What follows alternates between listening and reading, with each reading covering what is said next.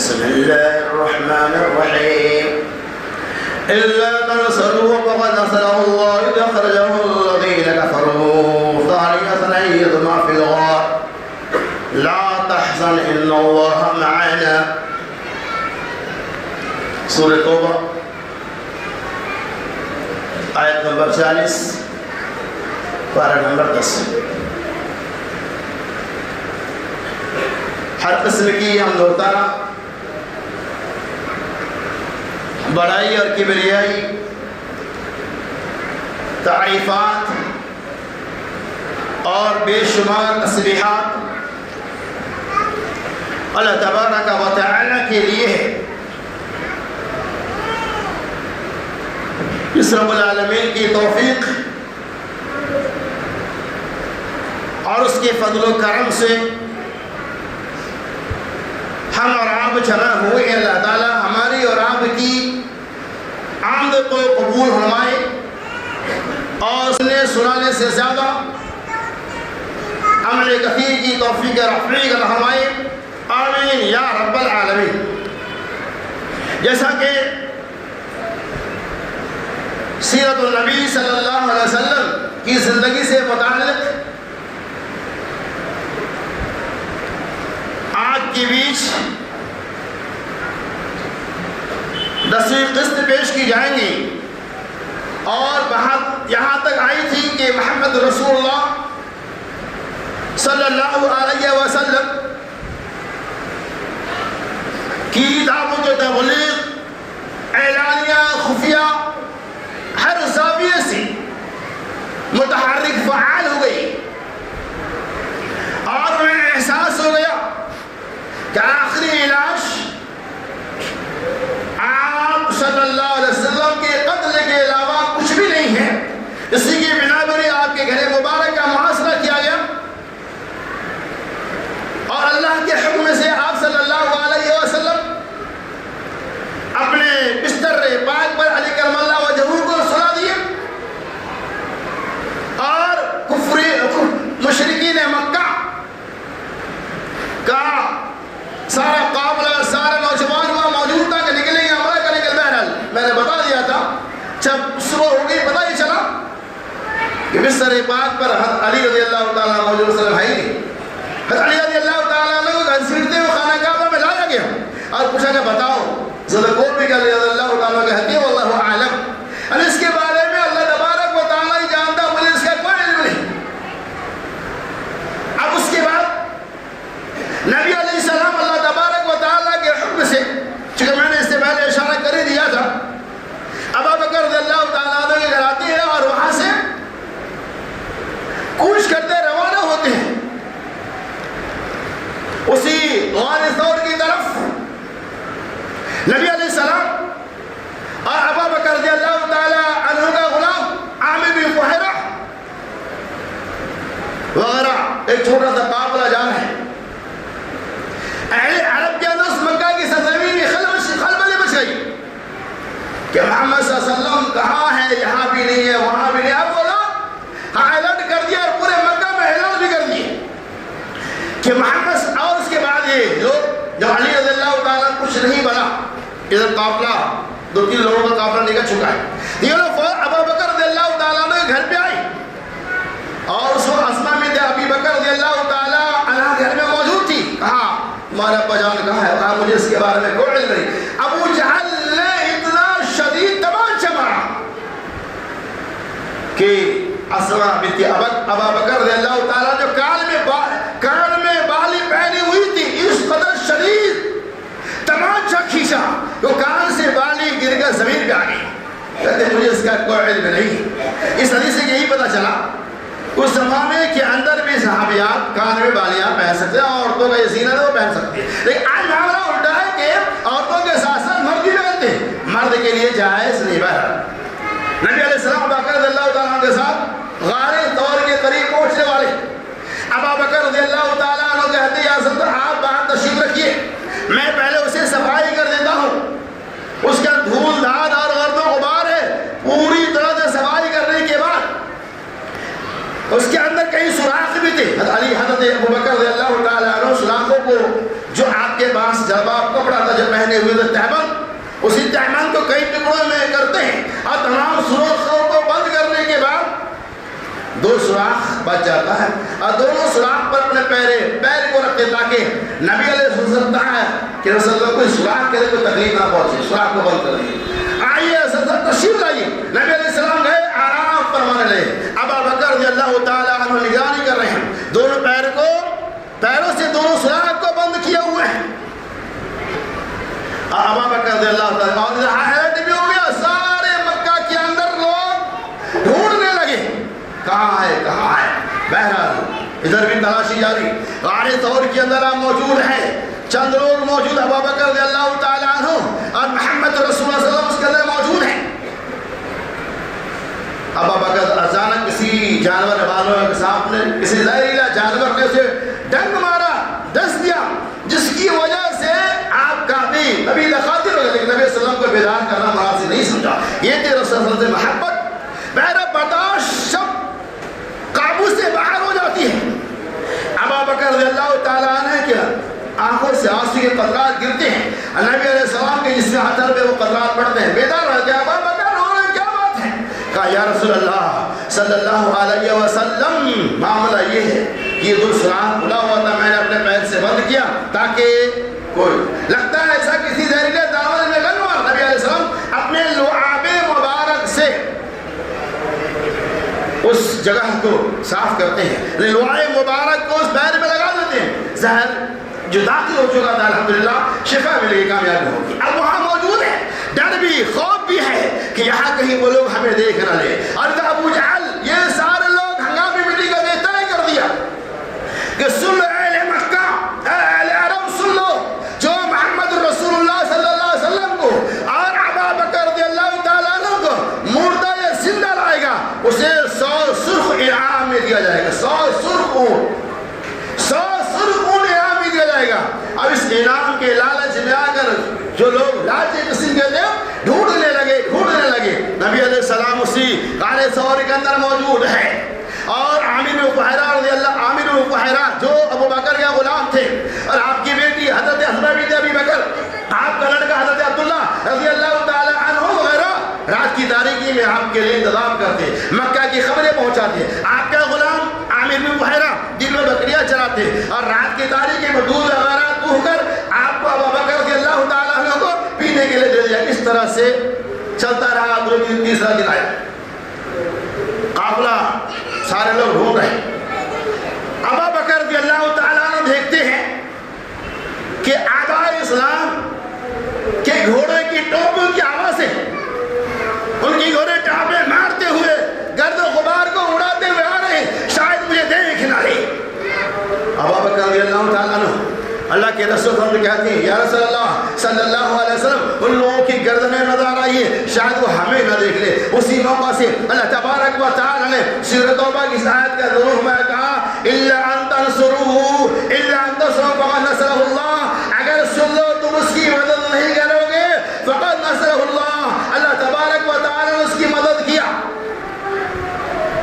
اذ اخرجه الذین کفروا، اور جبکہ کافروں نے آپ کو شہر بدل کر دیا، آپ کو مکہ چھوڑنے پر مجبور کر دیا، ثانی اثنین اذ ہما فی الغار، اور یہ دونوں کے دونوں غار کے اندر موجود ہیں۔ اللہ کے رسول صلی اللہ علیہ وسلم نے کہا لا تحزن ان اللہ معنا، گھبراؤ نہیں، اللہ تبارک و تعالی ہمارے ساتھ ہے۔ امام بخاری رحمۃ اللہ علیہ نے اس آیت کی تفسیر اس حدیث کا نقل کیا ہے، یا ابا بکر ما ظنک باثنین اللہ ثالثها، بخاری کی صحیح روایت ہے۔ اے ابا بکر بتاؤ تم اثنین دونوں کا،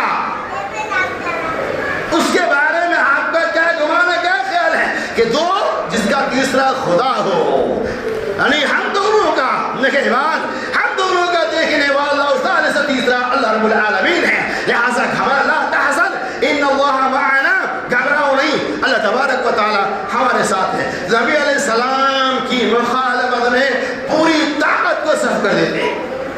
3 دن کے بعد نبی علیہ السلام وہاں سے، چونکہ بات پہلے ہو چکی تھی قافلے سے متعلق، عبداللہ بن عریقت جو راستے کا ماہر فن تھا، بحری راستہ بھی اور بری راستہ بھی کافر سے علم تھا، یعنی سمندری راستے کو بھی جان رہے تھے اور خشکی راستے کو بھی جان رہے تھے۔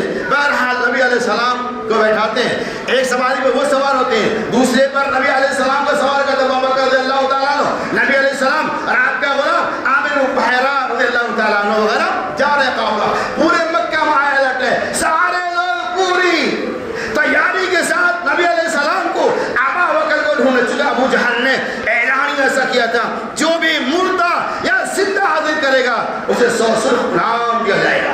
اور آج بھی آپ دیکھتے ہیں کہ جو لوگ دین کی دعوت و تبلیغ کرتے ہیں، جن کی دعوت و تبلیغ سے ہندوستان کے اندر نہیں بلکہ دنیا کے کونا کونا میں اسلام کے طرف مائل ہوتے ہیں، اسلام کو قبول کرتے ہیں، ان کی گرفتاری کے لیے بھی انعامات کا اعلان کیا جاتا ہے۔ اللہ اس کی حفاظت فرمائے، اعلان ہو چکا ہے۔ سارے لوگ اس فکر میں لگے ہوئے ہیں۔ سراقہ بن مالک بن جاسم کو اس کی خبر ملتی ہے۔ کیا سراقہ، کیا تمہیں معلوم نہیں کہ ابو جہل نے کیا اعلان کیا ہے؟ کیا بتاؤ؟ ایک بڈھی نے اسے بتایا کہ اعلان ہوا ہے۔ سراقہ بن مالک بن جاسم، چونکہ وہ جوان آدمی تھا، کہا جلدی سے ہمارے لیے سواری کو تیار کرو۔ اپنے گھر میں کہتے ہیں جلدی سے سواری کو تیار کرو اور میں اس کا پیچھا کروں گا، میں فالو کروں گا اور میں اس اعلان کو جیت کے رہوں گا۔ کون کا؟ سراقہ بن مالک بن جاسم۔ وہ چلے گئے، نکل گئے، گھوڑے کو سوار ٹاپے مارتے ہوئے بھاگ رہے کہ کس طرح سے ہماری ملاقات ہم گرفتار کریں۔ بہرحال نبی علیہ السلام کے ٹاپو ٹاپ وہ چل رہے، بہت قریب تھا آپ اسے گرفتار پکڑ لے، دیکھ لے، لیکن راستے ہی میں کیا ہوا؟ قریب جب آنے ہی والا تھا، سراقہ بن مالک بن جاسم کا جو سواری تھا، جو اونٹنی تھی، وہ زمین میں دھسنا شروع ہو گیا اور سراقہ بن مالک بن جاسم اس اونٹنی سے گر گئے۔ گرنے کے بعد فوراً فال کو نکالتے ہیں۔ اس زمانے میں فال ہوتا تھا، اس کو اس کا بھروسہ ہوتا تھا، تیر کو نکالا اور تیر اس کے مخالفت میں تھا، یعنی جو چیز وہ نہیں چاہتا تھا وہی نکلا، تیر جو نکالا فال اس کے اندر یہ کہا جا رہا تھا آپ محمد کا پیچھا نہیں کرو، لیکن پھر وہ سواری پہ سوار وہ آگے گئے اور جب آگے گئے ابو بکر رضی اللہ تعالیٰ عنہ کے پشت مبارک کو دیکھ رہے ہیں کہ وہ قافلہ جا رہا ہے، قریب تھا کہ آپ سے مل جاتے ہیں، لقاء ہو جاتی۔ اس سراقہ بن مالک بن جاسم کی جو اونٹنی جو سواری تھی وہ آگے کے پیر کے وہ زمین میں دھس جاتے ہیں اور سراقہ بن مالک بن جاسم واپس گرتے ہیں۔ کہ یہ معاملہ کیا ہوا؟ بہرحال گر گئے، پھر ہوش میں آتے ہیں، پھر فال نکالتے ہیں، وہ کہتے ہیں فال پھر میرے مخالفت میں نہیں نکلا، یعنی میں جو چاہ رہا تھا اس کے مطابق میرا فال نہیں نکلا، مخالفت میں نکلا، لیکن میں نے اس فال کی نافرمانی کی اور پھر میں نے سواری میں سوار کر پھر میں نے فالو کیا۔ اب معاملہ بہت قریب سے قریب تک تھا۔ تیسری بار میں معاملہ یہاں تک پہنچا، وہ سمجھ گیا، اسے یقین ہو گیا۔ تیسری بار میں اس نے فال نکالا، فال اس کی مخالفت میں نکلا، اسے اس بات کا اندازہ ہو گیا کہ محمد کے اوپر ہم غالب نہیں آ سکتے ہیں، یہ ہماری بشاطت طاقت سے باہر کی بات ہے، لہذا آواز لگا دیا ابو بکر، اے ابو بکر ہمیں امان چاہیے، امان چاہیے، امان چاہیے۔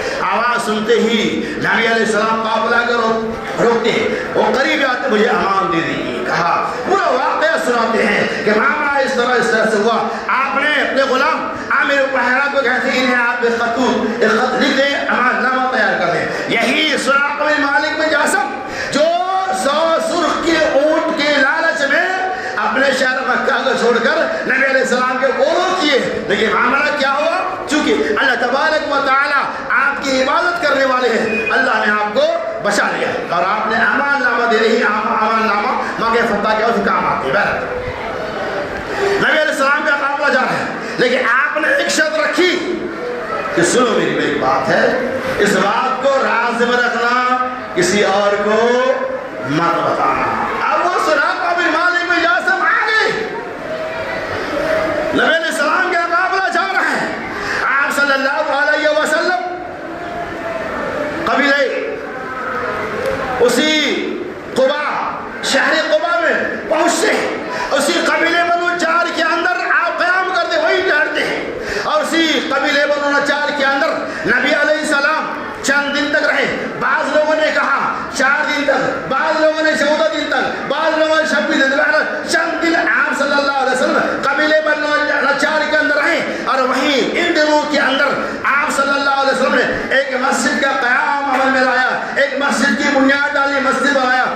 مسجد کا نام مسجد قباء ہے، جس کی بنیاد تقوی پہ رکھی گئی تھی۔ پھر وہاں سے نبی علیہ السلام نکل گئے، قبیلے بنو سالم میں آتے ہیں، اور نبی علیہ السلام وہاں چکے، یہاں سے آپ کا نانیالی رشتہ تھا۔ آپ صلی اللہ علیہ وسلم قبیلے بنو سالم میں پہنچتے ہیں، اور وہاں جمعہ کی نماز ادا کرنے کے بعد پھر محمد رسول اللہ صلی اللہ علیہ وسلم کا قافلہ مدینہ المنورہ کی طرف کوچ کرتے ہیں، اور آپ صلی اللہ علیہ وسلم مدینہ المنورہ کے اندر داخل ہو جاتے ہیں۔ 1 ربیع الاول کو وہاں پہنچ جاتے ہیں جہاں آج مسجد نبوی واقع ہے، اور سارا مدینے والوں کی اس بات کی خبر تھی کہ محمد رسول اللہ صلی اللہ علیہ وسلم ابو بکر رضی اللہ تعالی عنہ مدینہ منورہ آ رہے ہیں۔ چونکہ مہاجرین مکہ، جو لوگ مکہ سے ہجرت کر کے مدینہ چلے گئے تھے، جو لوگ مہاجر صحابی تھے، جو لوگ ہجرت کر چکے تھے، ان لوگوں کو یہ خبریں مل چکی تھی کہ محمد رسول اللہ صلی اللہ علیہ وسلم مکہ چھوڑ کر اللہ کے حکم کے مطابق ہجرت کر چکے ہیں۔ اب اور تب مدینہ میں آنے والے سارے لوگ چاہ رہے تھے کہ ہمارا مہمان بنے، ہمارا مہمان بنے، اور وہاں کی بچیاں چھتوں پہ چڑھ کے نبی علیہ السلام کے استقبال کے لیے کھڑی تھی۔ اور جب مدینہ میں آپ داخلہ ہو گئے، شاعر نے کہا طلع البدر علیہ من ثنیات الوداع وجب الشکر علینا من دعا الی اللہ داعی۔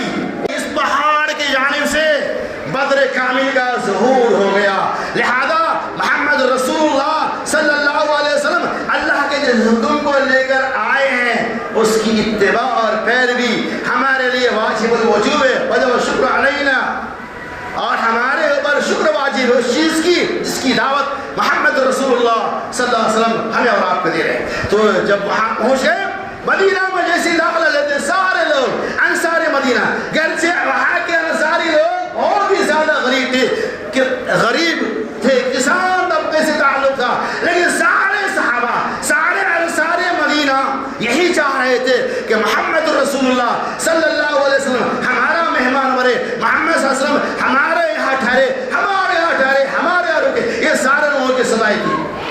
جب آپ کی اونٹنی مبارک مدینہ میں داخلہ لے لی تو صحابہ کرام انصار مدینہ، کوئی آپ کی اونٹنی کے نکی کو ادھر کھینچتا، کوئی ادھر کھینچتا، کوئی ادھر کھینچتا، یعنی سب کی خواہش، ان کے پاس کچھ نہیں تھا، لیکن تمنا یہ تھی رسول اللہ صلی اللہ علیہ وسلم میرے یہاں مہمان، میرا مہمان بنے، رسول اللہ صلی اللہ علیہ وسلم میرا مہمان بنے، اس غریب خانہ میں آپ کا قیامگاہ ہو۔ ہر انصار مدینہ کی چاہت اور خواہش تھی،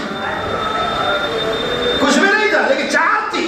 نبی علیہ السلام ان کی چاہتوں کو دیکھتے ہوئے کہتے ہیں چھوڑ دو، یہ اونٹنی اللہ کے طرف معمور ہے، اسے حکم دیا گیا ہے، یہ اونٹنی جہاں بیٹھ جائے گی وہی میرا قیامگاہ ہوگا۔ بہرحال نبی علیہ السلام کے کہنے کے بعد وہ اونٹنی، وہ قافلہ چل رہا ہے، گھوم رہا ہے، بہرحال مدینہ جہاں مسجد نبی واقع ہے اسی مقام میں اونٹنی بیٹھ جاتی ہے، نبی علیہ السلام وہاں قیام کرتے ہیں۔ پھر آپ نے یہ کہا کہ یہاں سب سے قریب کس کا گھر ہے؟ اب حضرت ابو ایوب انصاری رضی اللہ تعالی عنہ کا گھر وہاں سب سے قریب تھا۔ نبی علیہ السلام اس غریب صحابی کے ساتھ ان کے گھر جاتے ہیں، وہاں قیام کرتے ہیں۔ نبی علیہ السلام نیچے اور حضرت ابو ایوب انصاری کے احوال اوپر، لیکن دیکھا یہ کہ پانی وغیرہ کے قطرات کہیں سے گرنے لگے، کہا یہ گستاخی ہم سے برداشت نہیں ہوگا۔ نبی علیہ السلام آپ اوپر تشریف لائیے، آپ اوپر کے منزل میں قیام کریے۔ 2-3 دنوں کے بعد حضرت علی رضی اللہ تعالیٰ عنہ، حضرت عائشہ رضی اللہ تعالیٰ عنہ وغیرہ بھی ابو ایوب انصاری کے یہاں پہنچے۔ اب یہاں ایک بات غور کیجیے کہ نبی علیہ السلام آ گئے اور حضرت علی رضی اللہ تعالیٰ عنہ کو وہاں کی چھوڑے، چاہتے تو ساتھ میں ہی کر چلے جاتے۔ کیا معاملہ تھا؟ جس طرح سے نبی علیہ السلام آ گئے اسی طرح سے حضرت علی رضی اللہ تعالیٰ عنہ بھی آتے، لیکن اللہ اکبر، تب اہل مکہ کہہ رہے تھے ہم میں سب سے زیادہ امانت دار صادق القول اگر کوئی ہے تو وہ محمد رسول اللہ صلی اللہ علیہ وسلم ہے۔ اللہ کے رسول نے کیوں چھوڑا؟ اس لیے چھوڑا تھا علی رضی اللہ تعالیٰ عنہ کو کہ علی اہل مکہ کی امانت ہمارے پاس موجود ہے، کہیں اہل مکہ یہ نہ کہہ دے کہ محمد رسول اللہ صلی اللہ علیہ وسلم قائل ہے اہل مکہ کی امانتیں جو ان کے پاس تھی وہ لے کر مدینہ بھاگ گئے۔ اہل مکہ کی امانتیں، جن کی امانتیں میرے پاس ہے، ان کی امانتیں ان کے سپرد کرنے کے بعد تم بھی ہجرت کر کے مدینہ منورہ آ جاؤ۔ اس کے بعد مدینہ میں آپ کا قیام گاہ ہو گیا، چند مہینوں تو ابو ایوب انصاری رضی اللہ تعالیٰ عنہ کے گھر میں رہے۔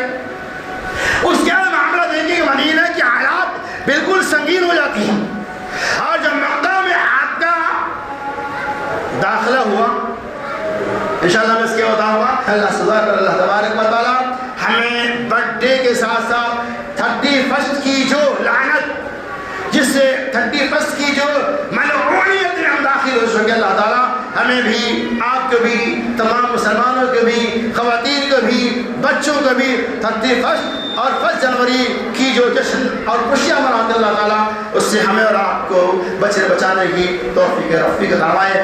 اللہ ہمارے جو بے دین ہے اسے دیندار بنا دے، اللہ ہمارے جو بھائی بے نمازی ہے اسے نمازی بنا دے، اللہ ہمارے جو بھائی قتل دبے ہوئے ان کے قتل کی ادائیگی کے اسباب پیدا کر دے، اللہ ہمارے جو بھائی اور اولاد کی نعمت سے محروم ہیں، اللہ ان کو نیک اور صالح اولاد عطا فرما دے۔ رب العالمین ہمارے جو بھائی